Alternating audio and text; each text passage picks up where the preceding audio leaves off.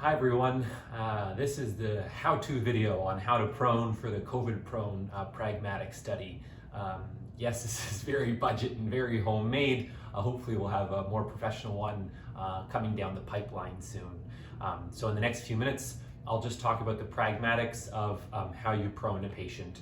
So first things first, make sure, of course, that you've gone through the inclusion and exclusion criteria for the COVID-prone study. And then some supplies you'll need, oxygen monitor. Of course, the patient will be on oxygen as well. And ideally, you'll have not one, but two pillows. Of course, this is a hospital, so good luck finding two pillows for the patient.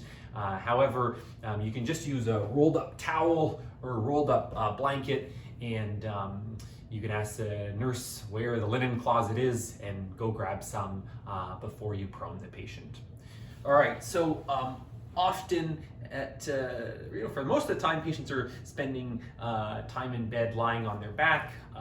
Typically, they'll have their oxygen monitor on. So what do you tell the patient? Well, first thing is just see what side of the bed the cord is for the oxygen, the supplemental oxygen that the patient's receiving. And then the patient just shuffles away from that side of the bed.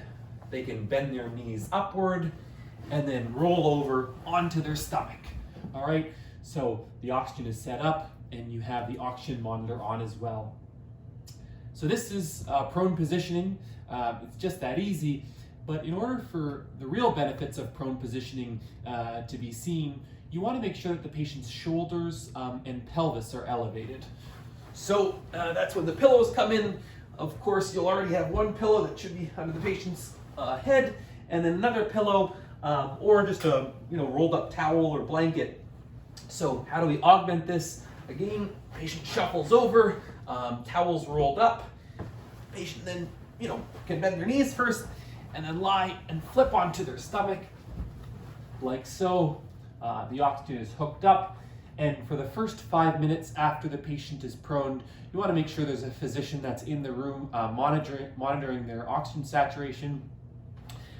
The sats can transiently drop, often just because maybe the probe isn't on quite tightly enough, but typically you'll observe the sats improve over the next 5 minutes or so.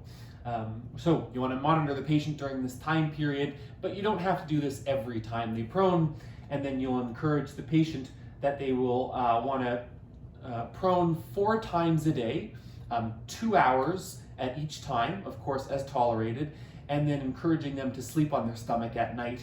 Of course, I don't think anyone could comfortably sleep like this, so what the patient can just do is push the pillow down a bit, and then you're still getting the benefits of having the shoulder elevated.